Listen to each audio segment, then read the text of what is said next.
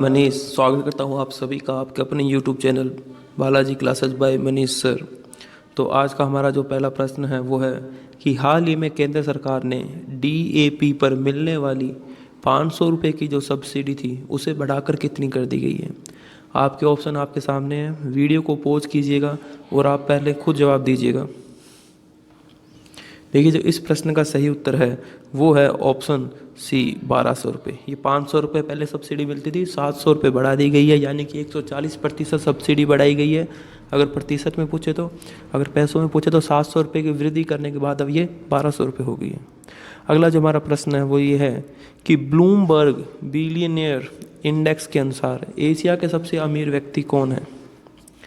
देखिए, इस इंडेक्स के अनुसार एशिया के जो सबसे अमीर व्यक्ति हैं वो है मुकेश अंबानी, पहले नंबर पे। अगर नंबर 2 की बात करूं तो अडानी ग्रुप के जो चेयरमैन हैं गौतम अडानी, वो हैं। तीसरा, देखिए तीसरा प्रश्न क्या है कि ब्लैक फंगस की पहली बार लाइव सर्जरी कहाँ की गई है। दिल्ली, बेंगलोर, मुंबई या फिर जयपुर। देखिए, इस प्रश्न का सही उत्तर है वो है जयपुर। ठीक है। देखिए, अगर हम हॉस्पिटल की बात करें तो जैन ENT हॉस्पिटल और सर्जन जिसने ऑपरेशन किया था वो थे डॉक्टर सतीश जैन। इस सर्जरी का क्या लाइव टेलीकास्ट चल रहा था। लगभग 15,000 देश के 15,000 डॉक्टरों ने इस सर्जरी को देखा और कुछ भी प्रश्न थे वो डॉक्टर सतीश जैन से पूछा और सतीश जैन ने ऑपरेशन करने के दौरान इन प्रश्नों के जवाब दिए थे। अगर हम जयपुर के बारे में देखें तो देखिए, राजस्थान की राजधानी है जयपुर और जयपुर को अन्य नाम गुलाबी नगर, पूर्व का पेरिस और आइलैंड ऑफ ग्लोरी के नाम से भी जाना जाता है। अगला जो प्रश्न है वो ये है कि फ्लाइंग सिख के नाम से किसे जाना जाता है। फ्लाइंग सिख के नाम से किसे जाना जाता है। देखिए, फ्लाइंग सिख के नाम से मिल्खा सिंह को जाना जाता है। इनके ऊपर फिल्म भी बनाई गई है, ये धावक थे। अगला जो प्रश्न वो है कि हाल ही में किस देश के राष्ट्रपति के खिलाफ प्रदूषण पर काबू पाने में विफल होने की वजह से केस किया गया है। देखिए, इसका जो सही उत्तर है वो है इंडोनेशिया।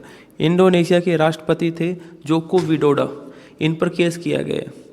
और अगर हम बात करें इंडोनेशिया की राजधानी की तो वो है जकार्ता। अगला जो प्रश्न है वो ये है कि केरल के नवनिर्वाचित मुख्यमंत्री कौन है। केरल के जो नवनिर्वाचित मुख्यमंत्री है वो कौन है। तो इस प्रश्न का जो उत्तर है वो है डी, पिनाराई विजयन। पिनाराई विजयन। अगर हम इनकी पार्टी की बात करें तो कम्युनिस्ट पार्टी ऑफ इंडिया है।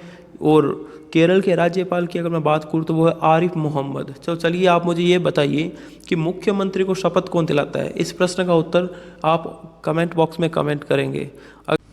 अगर मैं आपको पिनाराई विजयन के बारे में बताऊं तो ये केरल के दूसरी बार पिनाराई विजयन मुख्यमंत्री बने हैं। अगर विधानसभा सीटों की बात करूं तो 140, राज्यसभा की 9 सीटें और लोकसभा की 20 सीटें केरल में हैं। केरल की राजधानी है तिरुवनंतपुरम।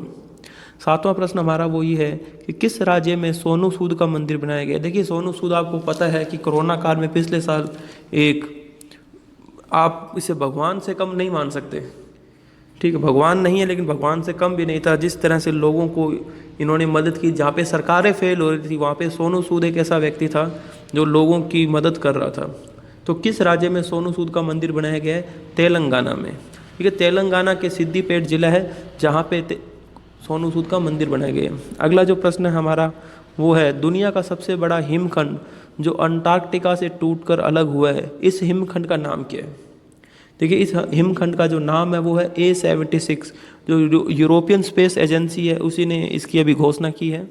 उसके बाद 9वां प्रश्न है कि भारत की पहली खुद इस्तेमाल करने वाली रैपिड एंटीजन टेस्ट किट, अगर मैं साधारण भाषा में बोलूँ तो कोरोना टेस्ट की जो किट है उसका क्या नाम है। यानी कि हम घर बैठे अपना कोरोना टेस्ट इस किट की सहायता से कर सकते हैं।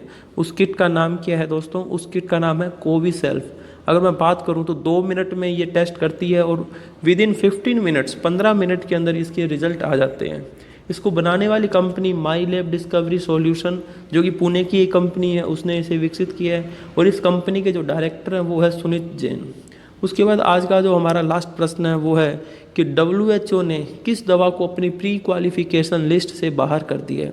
प्री क्वालिफिकेशन लिस्ट की बात करें तो एक तरीके से आप सामान्य भाषा से समझ आइए कि वो लिस्ट जिसमें कोरोना के अगेंस्ट, कोरोना के खिलाफ जो दवाइयाँ दी जाती है, कोरोना से लड़ने के लिए जो दवाइयाँ दी जाती है, उन दवाइयों के नाम थे। तो उस लिस्ट से इस एक दवा को इन्होंने बाहर किया, तो वो दवा कौन सी ये आपको बताना है। देखिए इस प्रश्न का उत्तर हो जाएगा ऑप्शन सी, रेमडेसिविर। अगर मैं डब्ल्यूएचओ के बारे में बात करूं तो डब्ल्यूएचओ आपको पता है कि संयुक्त राष्ट्र संघ की एक इकाई है।